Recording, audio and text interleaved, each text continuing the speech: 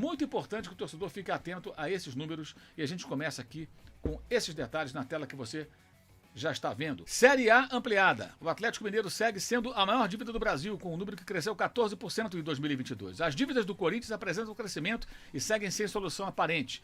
A maior parte das dívidas do Atlético Paranaense são com o Banco de Fomento do Paraná e estão associadas à construção da Arena da Baixada. Há uma série de discussões da justiça sobre ela e o clube aparentemente tem sido vencedor, frisa aqui o relatório. Aguardamos a solução para ajustar o número à realidade. Aí outro detalhe importante, os números das SAFs de Botafogo, Cruzeiro e Vasco são a soma entre suas dívidas e as dívidas das associações, ou seja, o que deve a SAF, que é o futebol, e o que deve o clube original, o clube social, enfim. Então, está tudo somado aí. E outro detalhe sobre o Coritiba, as dívidas do Coxa foram reduzidas por conta do processo de recuperação judicial ao qual o clube passou. Então você tem aqui, ó, as dívidas que variaram. Atlético Mineiro, mais endividado. A dívida subiu ano passado, gente, 183 milhões, 14%. O Corinthians também subiu 66 milhões, 7%. Cruzeiro, 77 milhões, 11%. O Vasco subiu 5 milhões, 1%. São Paulo, 66 milhões, 10%. Botafogo, 149 milhões, 32%. Fluminense, a dívida subiu 110 milhões, 22%. Inter subiu 27 milhões, 5%. Atlético Paranaense subiu 151 milhões, 34%. O Bragantino subiu 195 milhões, 59%. O Santos subiu 35 milhões, 8%. Palmeiras subiu 13 milhões, 3%. É pouco para o Palmeiras, não se preocupe, palmeirense. Grêmio subiu 94 milhões. Olha como a Série B foi complicada para o Grêmio. 40% aumentou a dívida gremista, gente.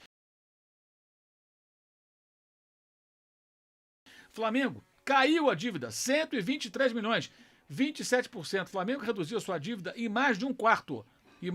O Bahia, a dívida subiu em 100 milhões, 57%. Coritiba, nesse cenário da recuperação judicial, caiu em 37 milhões, 16%. A América cresceu 32 milhões, 31%. O Avaí caiu 23 milhões, 24%.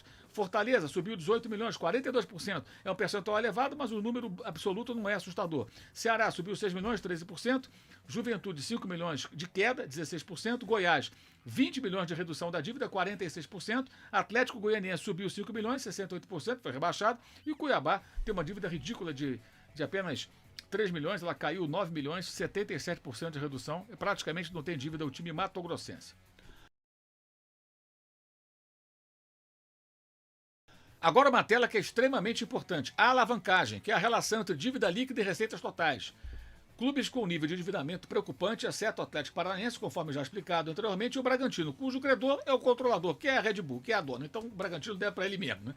Clubes que precisam ter atenção com o tamanho das dívidas, ressalta o relatório. Coritiba endereçou ajuste. São Paulo e Corinthians apresentam redução, mas suportados por aumento de receitas do ano passado, que pode não ser sustentável. Ou seja, pode ser que esses dois grandes clubes de São Paulo não consigam manter essas receitas tão elevadas, ressalta o relatório. Há anos o César Grafietti, e ele frisa aqui esses percentuais nesse estudo em parceria com a Outfield e a Galápagos Capital, ele sempre fala, o teto é 1,35, ou seja, se você arrecada 100 milhões, você pode dever 135 milhões. A dívida não pode passar de 1,35 do que você arrecada. Esse é o limite do razoável. Certo? Então, o problema não é dever. O problema é você dever várias vezes aquilo que você arrecada. Que é o caso do Cruzeiro, que viu crescer de 2021 para 2022 a sua dívida. Você vai vendo na tela os percentuais. O Vasco também cresceu, o Botafogo, o Atlético Mineiro, o Bahia, o Atlético Paranaense teve um pequeno crescimento. O Fluminense também cresceu, o Bragantino cresceu, o Santos cresceu, o Inter manteve. O Corinthians reduziu, mas ainda está acima do 1,35, que tem um detalhe. O Corinthians tem um estádio ainda, que é outro CNPJ. Aqui é a dívida do clube apenas, gente. Então, juntando com o estádio, o cenário é bem mais preocupante do Corinthians. Coritiba reduziu na situação que já explicamos. O Grêmio teve um crescimento significativo também. O rebaixamento fez muito mal às finanças tricolores. O São Paulo conseguiu reduzir desceu ali para uma margem mais segura, mas a questão é manter o faturamento e continuar nessa política, até acelerar, quem sabe, para reduzir suas dívidas e entrar no outro patamar. O América Mineiro teve uma queda pequena, mas está ali na margem tranquila. A mesma coisa o Avaí, que caiu bastante a sua dívida, né? Era de 3,8, foi para 0,8 daquilo que arrecada, foi rebaixado inclusive o Avaí. Aí o Palmeiras cresceu um pouquinho para 0,6, mas super tranquilo, nada demais. Ceará também 0,4, Juventude. E o Flamengo, que é o time de maior arrecadação do Brasil, reduziu de 0,4 para 0,3. Ou seja, o Flamengo deve 0,3 daquilo que arrecada.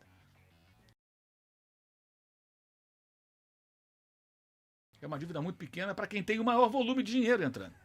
Como é o caso do Palmeiras também, num número que não é tão favorável, mas é muito bom também. Porque o Flamengo fatura ainda mais que o Palmeiras, né? Então o Flamengo fatura lá mais de 1 bilhão e o Flamengo tem uma dívida que é muito pequena em relação a esse faturamento. O Fortaleza, o Goiás, o Atlético Goianiense, todos reduzindo, né? O Atlético manteve e o Cuiabá praticamente zerou a sua relação dívida-receita. E agora vem outro número que é muito importante e até um tanto quanto assustador para o torcedor.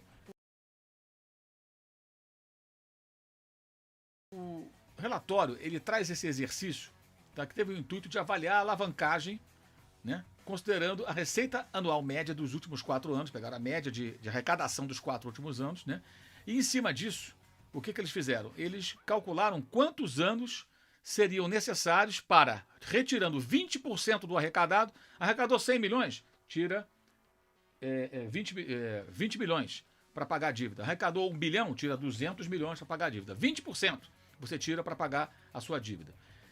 Então, na média dos 4 últimos anos, tirando 20% para ir amortecendo a dívida, em quantos anos cada clube conseguiria zerá-la?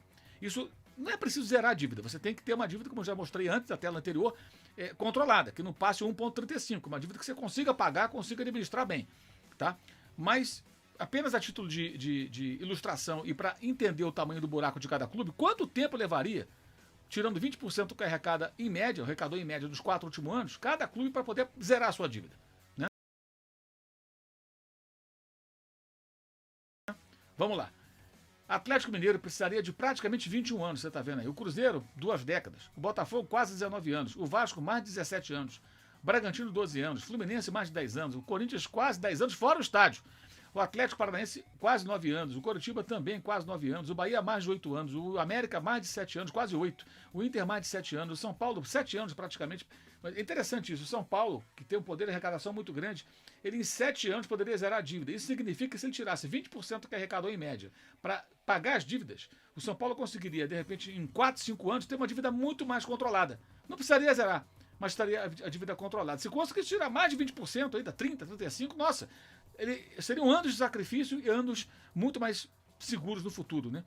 O Santos tem um número igual ao do São Paulo, o Avaí 6 anos praticamente para pagar, o Grêmio quase 4, o Palmeiras em 3 anos zeraria a dívida, o Juventude em pouco mais de 2 anos, o Ceará também, o Fortaleza em menos de 2 anos zeraria a sua dívida, o Flamengo também em pouco mais de 1 ano e meio zeraria a sua dívida se assim desejasse, o Goiás em 1,2 e o Atlético Goianiense em menos de 1 ano e o Cuiabá praticamente não tem dívida nenhuma. Então são números que mostram a diferença de cada clube dentro da sua realidade, isso é muito importante. Não adianta olhar o número da dívida absoluta. Ah, a dívida do Juventude é de tanto, do Flamengo é muito maior. Mas o Flamengo fatura várias vezes o que fatura o Juventude, para citar apenas um exemplo. O Palmeiras comparado com...